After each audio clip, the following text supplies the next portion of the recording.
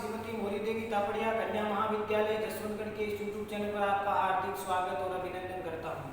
अभिनंदन करता हूँ ज्ञान पिपासुओं का जिनका हिंदी साहित्य से सरोकार है। प्यारे विद्यार्थियों, हमने पिछले वीडियो में छंद का जो परिचय है वो भाग 1 हमने पढ़ा कि किस प्रकार से छंद शब्द की उत्पत्ति हुई, छंद शब्द का अर्थ क्या होता है, छंद की जो संस्कृत जो ग्रंथ में जो परिभाषाएं हैं वो क्या क्या दी गई है उसके बारे में हमने पढ़ा।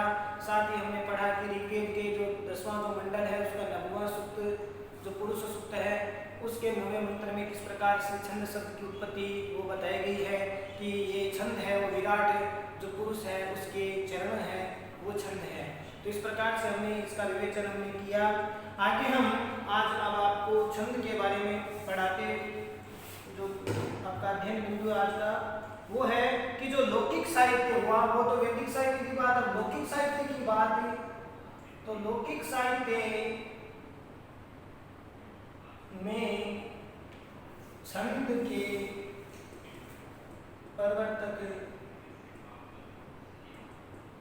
प्रवर्तक कौन है? लौकिक साहित्य में छंद के प्रवर्तक आचार्य पिंगल माने जाते हैं। आचार्य पिंगल इन्होंने लौकिक साहित्य में जो वर्तमान में जो आधुनिक जो अभी काव्य जो हिंदी साहित्य में चलता है तो उनमें छंद के जो प्रवर्तक वो आचार्य पिंगल है वो माने जाते हैं। इनके द्वारा रचित छंद सूत्र ग्रंथ है, इन्होंने जो ग्रंथ लिखा उसका नाम है छंद सूत्र। इस छंद सूत्र ग्रंथ की रचना जो है वो सर्वप्रथम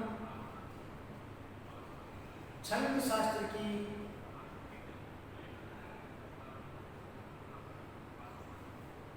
रचना है। यानी जो छंद सूत्र जो रचना है किसका है? आचार्य पिंगल जी का। ये छंद शास्त्र की सर्वप्रथम रचना मानी जाती है लौकिक साहित्य में। और वैसे तो प्यारे विद्यार्थियों जो छंद शास्त्र है उसका जो सर्वप्रथम या आद्य या आचार्य जो माने जाते हैं वो सबसे पहले आद्य आचार्य हैं वो ब्रह्मा जी माने जाते हैं। क्या कौन माने जाते हैं? ब्रह्मा जी।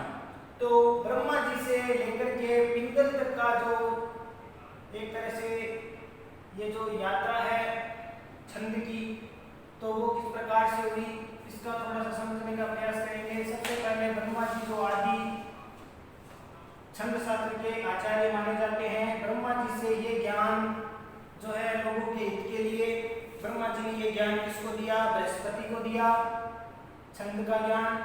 और बृहस्पति से ये होता हुआ छंद का ज्ञान, छंद की शिक्षा है वो चैवन जो है या दुष्चैवन उनके पास से जो है ज्ञान पहुंचा छंद का। दुष्चैवन से ये जो ज्ञान है वो कहाँ पहुंचा? आगे जो आचार्य थे वो थे मांडव्य। मांडव्य से ये पहुंचा छंद का ज्ञान आपके सेतव, और सेतव से यस्क, और यस्क से ये पहुंचे आचार्य पिंगल के पास। तो इस प्रकार से ये क्रम है छंद का। सबसे पहले आदि आचार्य छंद के ब्रह्मा जी ने ये ज्ञान किसको दिया? बृहस्पति को। बृहस्पति ने चैवन या दुष्चैवन को दिया। दुष्चैवन ने छंद की शिक्षा या ज्ञान है मांडव्य को दिया। मांडव्य से सेतव होते हुए यश के पास पहुंचा। यश से ये जो ज्ञान है वो आचार्य पिंगल के पास पहुंचा जिनका ग्रंथ है छंद सूत्र। तो इस प्रकार से ये छंद का जो है क्रम है। अब छंदों का वर्गीकरण हम बात करें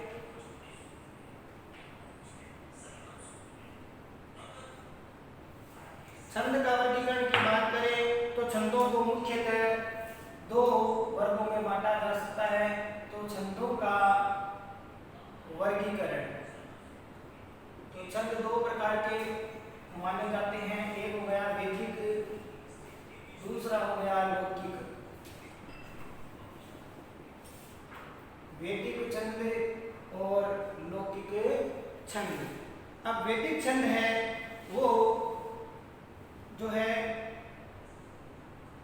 इसमें वेद ग्रंथों के अंतर्गत जो रचनाएं हैं वो 6 वैदिक छंद कहलाते हैं। 6 वैदिक जो अंग है उसमें इस प्रकार से माने जाते हैं। 6 इसके छंद है।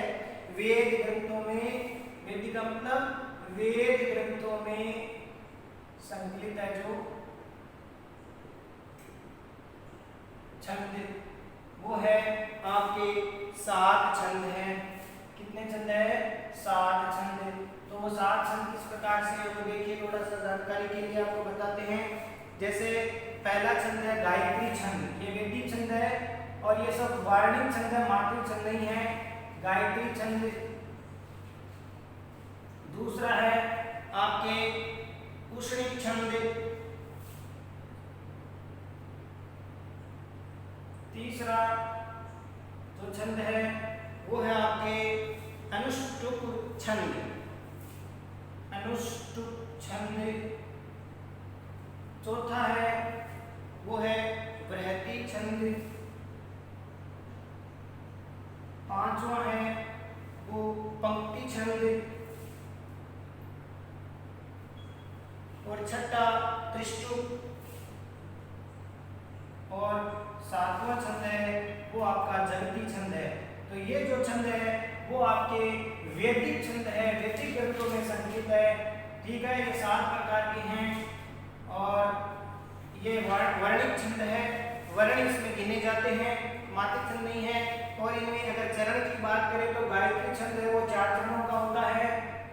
ठीक है, और ये आपके 3, कई जगह 3 भी है, कई जगह 4, 3 या 4 चरणों का छंद माना जाता है।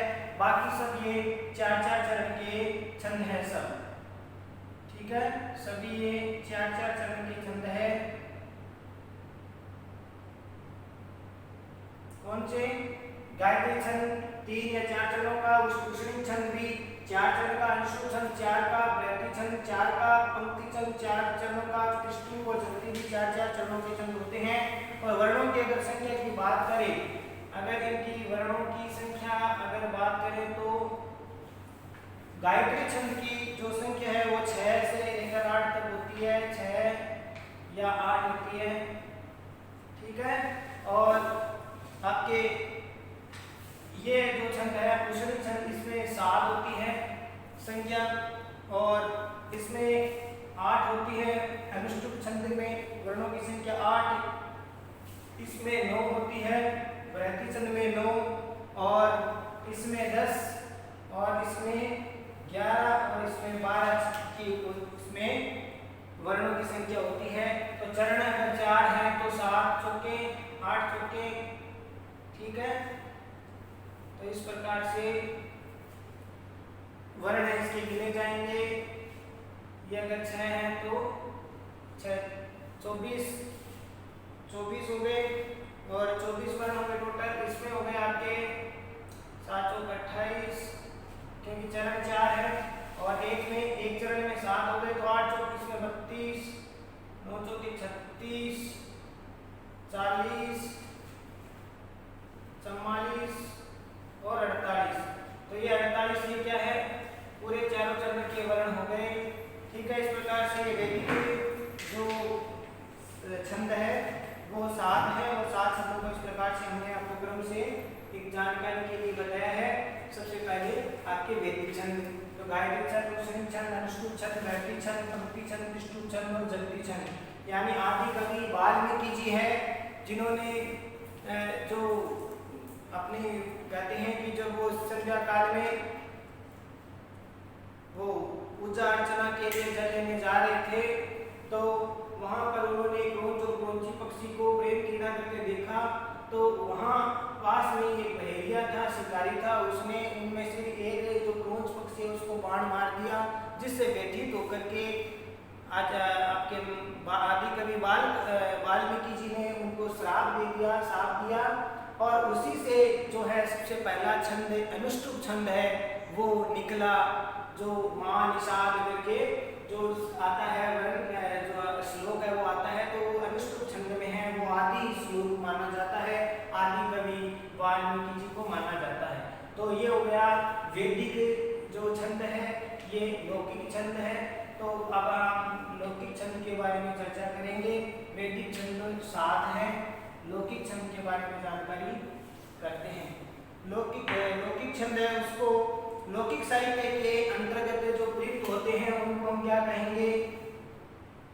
लौकिक जो साहित्य है उसमें प्रयोग होने वाले छंद लौकिक छंद कहलाते हैं। लौकिक छंद कहलाते हैं। लौकिक छंद कहलाते हैं। अब लौकिक छंद के जो वर्गीकरण है वो इस प्रकार से होता है। लौकिक छंद है वो थोड़ा सा समझ लीजिए कि इसमें छंदों का वर्गीकरण दो तरीके से होता है। लौकिक छंद में एक होता है मात्रिक छंद जिसको जाति भी कहते हैं, जाति छंद। दूसरा होता है वर्णिक छंद जिसको वृत्ति भी कहा जाता है। ठीक है, इसको हम क्या कहते हैं? वृत्त छंद भी कहते हैं। तो मात्रिक छंद और वर्णिक छंद। मात्रिक छंद में मात्रा की गणना होती है, तो वर्णिक छंद में वर्णों की गिनती है वो होती है। अब मात्रिक छंद की अगर बात करें तो मात्रिक छंद भी पुनः 3 भागों में विभक्त हो जाते हैं। इसी प्रकार से वर्णिक छंद भी 3 भागों में विभक्त हो जाते हैं। पहला होता है सम, ठीक है, सम मात्रिक छंद, अर्धसम, अर्धसम, फिर है विषम। ऐसे ही वर्णिक छंद भी सम, वर्णिक छंद, अर्धसम और विषम। तो इस प्रकार से ये छंदों का लौकिक छंद का वर्गीकरण है। मात्रिक छंद और वर्णिक छंद। मात्रिक छंद वो 3 प्रकार के, सम, अर्धसम और विषम। ये भी 3 प्रकार के, सम, अर्धसम और विषम। अब इसमें सम छंद को भी पुनः 2 भेदों में बांट सकते हैं, बांटा जाता है। पहला होता है साधारण सम छंद, दूसरा होता है दंडक छंद। ठीक है, तो ये साधारण और दंडक 2 भागों में और बढ़ जाता है। इसी प्रकार से वर्णिक छंद भी 2 भागों में बढ़ जाता है, साधारण वर्णिक छंद और दंडक वर्णिक छंद। तो इस प्रकार से ये भी 2 भागों में बंटा हुआ है। तो ये आपका वर्गीकरण आपको ठीक से याद करना है प्यारे विद्यार्थियों। जो लौकिक छंद है ये आधुनिक जो अपनी जो कविताएं चलती है उनमें काम आते हैं, क्योंकि वो संस्कृत वाले तो संस्कृत साहित्य में काम आएंगे। अपने जो लौकिक जो छंद है वो काम आते हैं। तो मात्रिक छंद और वर्णिक छंद के बारे में पढ़ते हैं। ठीक है, कुछ इसमें कुछ जो छंद है उसमें मात्रा की गिनती होती है, कुछ छंद है उसमें वर्णों की गिनती होती है। और मात्रिक छंद को 3 भागों में विभक्त करते हैं, सम मात्रिक छंद, अर्धसम मात्रिक छंद, विषम मात्रिक छंद। सम वर्णिक छंद, अर्धसम वर्णिक छंद और विषम वर्णिक छंद। फिर सम जो आपके साधारण है और दंडक है, इन 2 भागों में विभक्त हो जाते हैं। ऐसे इसको भी 2 भागों में विभक्त करते हैं, साधारण और दंडक में। तो इस प्रकार से आज की जो ये कक्षा है इसमें हम केवल इनका वर्गीकरण पढ़ते हैं। आगे की कक्षा में हम इनके आपके मात्रिक छंद क्या होता है, वर्णिक छंद क्या होता है, इसकी जो परिभाषा है, इन सब की परिभाषा और इनके कौन-कौन से इनके अंतर्गत कौन-कौन से छंद आते हैं उनके बारे में विस्तार से चर्चा प्यारे विद्यार्थी करेंगे। तब तक के लिए बहुत-बहुत धन्यवाद। चैनल को ज़्यादा से ज़्यादा लाइक, शेयर और सब्सक्राइब करते रहो। जय भारत, जय हिंद।